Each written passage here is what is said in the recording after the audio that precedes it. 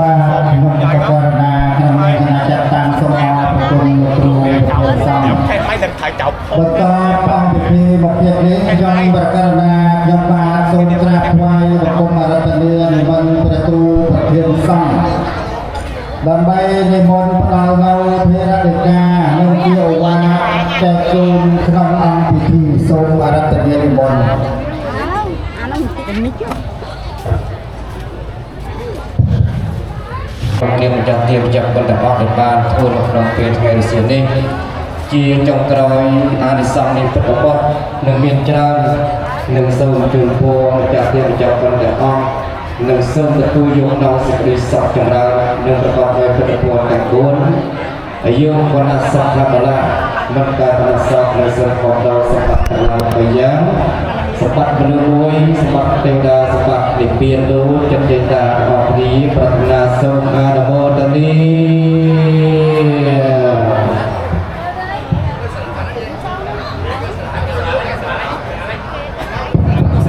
សាធុសូមអរគុណដល់ជាគ្រូបំផាត់ប្រព័ន្ធនៃរាជការរដ្ឋាភិបាលជូនអង្គពិធីបន្តមកទៀតគណៈចាត់តាំងយើងខ្ញុំបាទសូមធ្វើនៅសេចក្តីគោរពអញ្ជើញលោកគ្រូលឹមឈឹងប្រធានគណៈកម្មការវត្តដើម្បីឡើងមកការវេទិកាពុទ្ធសាសនាថ្លែងនៅសន្ទរកថានិងចំណាត់អារម្មណ៍សូមគោរពសូមអញ្ជើញ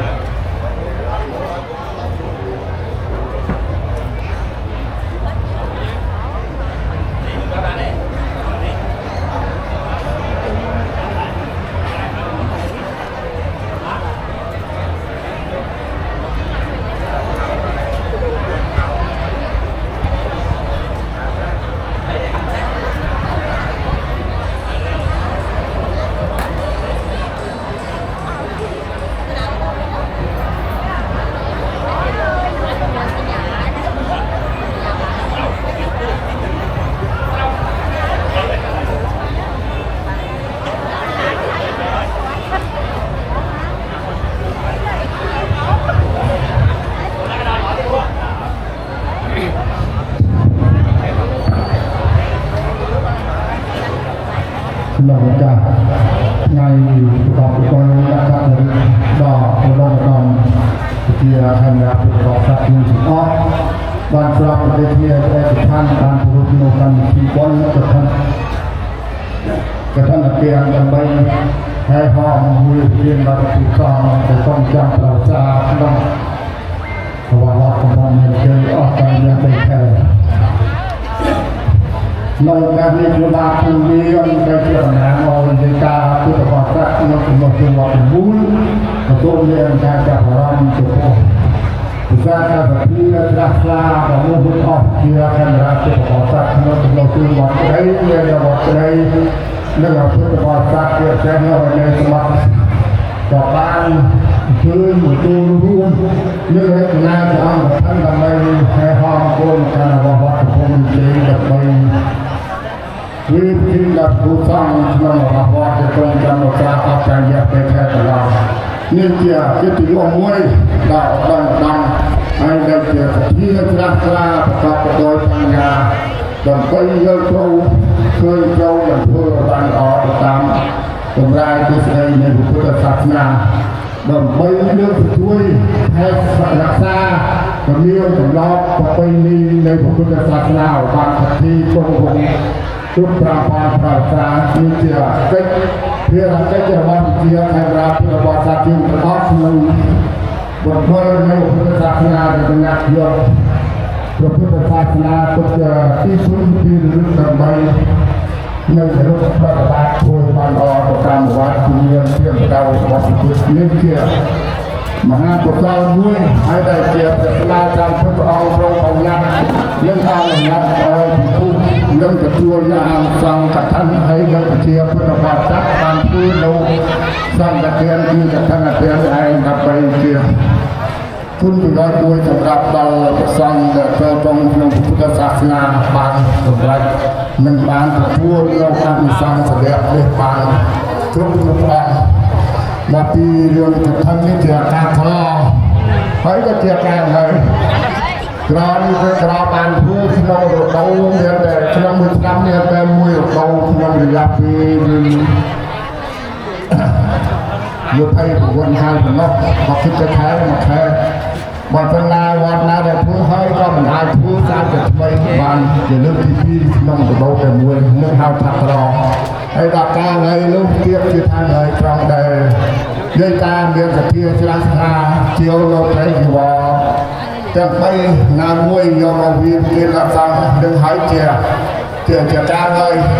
ការហើយអំពីសភាច្រាស់ស្នាហើយដែលនិយាយតាមបានប្រយុទ្ធធ្វើមានតបតាំងសំឡុងចៅអីជាស្នងថ្ងៃនេះជាការទំនុកបំរុងដើម្បីដាក់សង្ឃក្នុងការប្រើប្រាស់ស្នូរអារាមឋានមួយជាទៅការមានតបតាំងសំឡុងចៅអីដើម្បីទទួលយកកិត្តិយសនេះជាការរួមចំណែកដើម្បីកសាងនូវរូបផងទាំងឡាយដើម្បីសម្រាប់បំរើក្នុងការនេះជាវាជាបាននាមជាតំណាងនៃគណៈកម្មការប្រជុំផ្លែដល់គុណយ៉ាងជ្រាលជ្រៅចំពោះគណៈចិត្តសប្បុរសទាំងឡាយតែក្នុងនោះទៅពីវត្តនេះហើយនៅឯនៃសម្បត្តិនេះជ្រៅដែលបានលះបង់ពីវាក៏មានតម្លៃដើម្បីជួយរួមកសាងនៅជាគេឃើញឡើងវាសម្បត្តិផលជារាជក្នុងអារាមឋានរបស់យើងតាមគួរឲ្យមកទូជាអក្សរាហើយជាដើមឃើញว่าមានការនេះចម្រើនបានស្លាយនៅសភាទឹកចិត្តខ្លះរបស់ជាគណៈពុទ្ធបរិស័ទទាំងអស់ដែលរួមចំណែកទៅជាប្រធានប្រតាមរដ្ឋាភិបាលរៀងគ្រួសារមួយដើម្បីរួមនឹងកសាងលោកសមិទ្ធផលក្នុងអារាមរបស់យើងយ៉ាងការនេះចម្រើននឹងជាវិស័យក្នុងការជាទីកន្លែងសម្រាប់ជាពុទ្ធបរិស័ទជាមកធ្វើបុណ្យសន្តិជារៀងរាល់រដូវរដ្ឋសិលនេះជាភារកិច្ចមួយរបស់ជាអ្នកក្រាបពុទ្ធបរិស័ទយើងរួមចំណែកនៅលើជួយដើម្បីនឹងរួមចំណែកក្នុងការកសាងសមិទ្ធផលរបស់យើងមានការទីក្រែងជំរុញចម្រើនដោយជាស្ថាប័នជាក្នុងការនេះជាបានជំនាញរបស់ខ្លីៗដើម្បីសូមថ្លែងអំណរគុណដល់ជាគណៈពុទ្ធបរិស័ទទាំងគ្រប់មជ្ឈដ្ឋានដែលបានរួមចំណែកប្រតិបត្តិនៅតាមយ៉ាងទូទៅហើយជាទូទៅដាក់មួយដល់ល្អបំផុតរបស់បរិស័ទយើងរួមចំណែកជួយស្គាល់ថាចាហើយសូមខន្តីអភ័យទោសអំពីសំណាក់វិជាខណ្ឌពុទ្ធបរិស័ទទាំងអស់គ្រប់មជ្ឈដ្ឋានជាពិសេសចាស់អង្គផាន់យ៉ាង8សូមមេត្តាខន្តីអភ័យទោសដល់ព្រះសង្ឃនឹងគណៈកម្មការយើងខ្ញុំដែលបានរៀបចំប្រគល់ព្រះសង្ឃរាជគុំសំរុំទៅតាមអធិស្ឋានប្រការណាមួយនោះសូមលោកអ្នកមេត្តាសប្បុរសទាំងឡាយខន្តីអភ័យទោសដល់គណៈកម្មការដល់ព្រះសង្ឃទាំងអស់ដែលស្មារតីចាត់ចែងក្នុងនេះគឺថាវាការពេញជាមហាសាលនេះជាមកគណៈភាពមួយក្នុងការគឺការក្នុងគុណតម្លៃរបស់ជាការដែលមានសភាស្ដាប់ស្លាប់ដើម្បីរួមចំណែកក្នុងការកសាងវត្តអារាមហើយจึงได้ខ្ញុំបាទប្រជុំមានយោបល់ខ្លីៗទៅនឹងសូមជាទីបញ្ចប់ប្រជុំលើកខាត់ឡើងជូនពរនិងជូនពរដល់ជាខណ្ឌរាជពុទ្ធបរិស័ទទាំងអស់សូមព្រះអង្គកញ្ញាគ្រប់អង្គបានទទួលនៅពុទ្ធពរទាំងឡាយគួរជាវិវត្តសុខភាពនិងសម្បត្តិ3សម្បត្តិមនុស្សសម្បត្តិទេវតាយើងប្រតិបត្តិក៏សង្ឃរាជអង្គនៃការជាខណ្ឌរាជពុទ្ធបរិស័ទខាងប្រការនៅសម្បត្តិណាមួយលោកសូមបានសម្រាប់គុណជាកិច្ចការសូមអរគុណសូមចា៎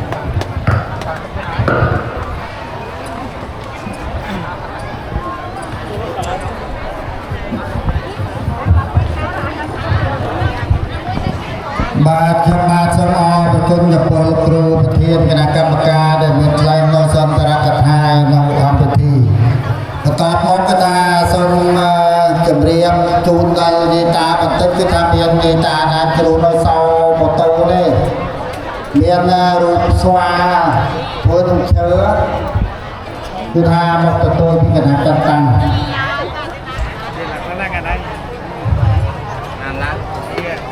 បន្តមកពីសក្តិថ្លែងការគឺថាធានចូលដល់ ពិធីគោរពទង់ជ័យសាសនា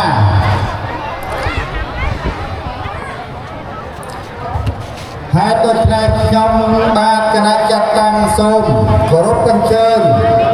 អរតនីនិមន្តព្រះគ្រូប្រធានសង្ឃព្រះគ្រូធម្មយាចារ្យទេសចារប្រការណាគ្រប់ព្រះអង្គ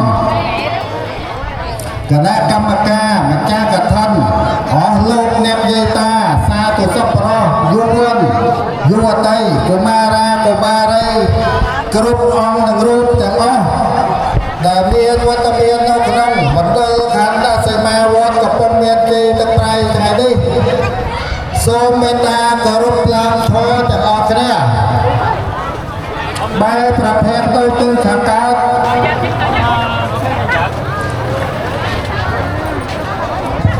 តាំងចិត្តចេតនាក្លាសទ្ធាដើម្បីគោរពទង់ជ័យសាសនាសូមវន្ទាគោរព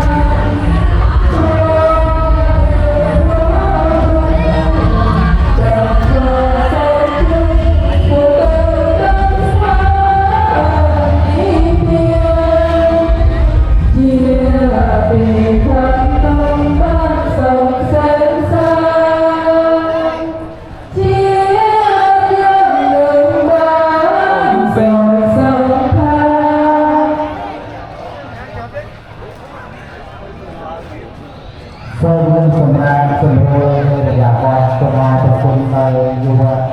នារីដែល và người ngồi bắt đầu công ty rằng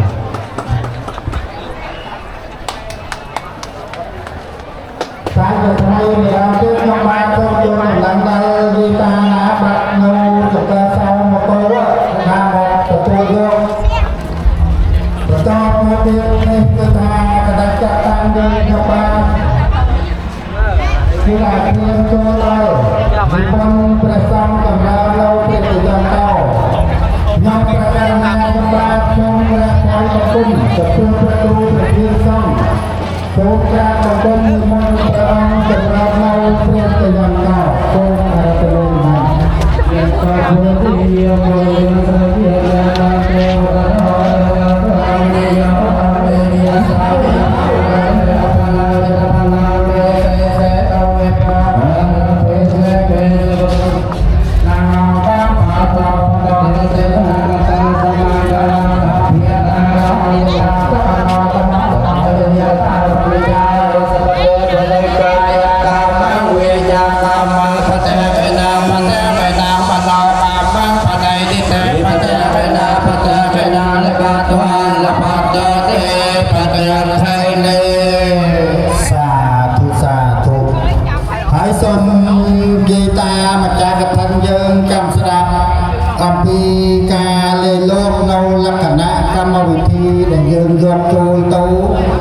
ឧបឋានសាលាឲ្យបានជ្រាបទាំង8អង្គកថាគឺតាអង្គកថាទី1ចូលលោកក្នុងឧបឋានសាលាហ្នឹងនៅខាងលក្ខបំផាត់ហើយយើងយកចូលទៅហើយដល់លេខ2លេខ3លេខ4បន្តគ្នាលេខ8ខាងកើតបំផាត់ហើយដល់ពេលព្រឹកពហិយម៉ោង7កន្លះគណៈចាត់តាំងយើងក្នុងបាទសូមទូលដំណឹងថាម្ចាស់កថាអង្គការទាំងអស់ជួបជុំពុទ្ធបរិស័ទដង្ហែប្រទេសប្រសិនឧបោសថសិល3ជុំហើយលេខ1យកចូលព្រះវិហារដាក់នៅខាងត្បូងរហូតដល់លេខ8ដាក់នៅខាងជើងសូមនិយាយថាខាងម្ចាស់កថានៅបានជ្រាបសូមអរគុណហើយលេខ1សូមយកចូលមិនណាហើយលេខ2ទៅបន្តលេខ1ចូលផាត់ទៅចាំលេខ2ហើយសូមជួយនិយាយតាដាក់ហើយសូមជួយហូបនៅទទួលនៅទានអាហារទាំងអស់គ្នាគឺថាគណៈច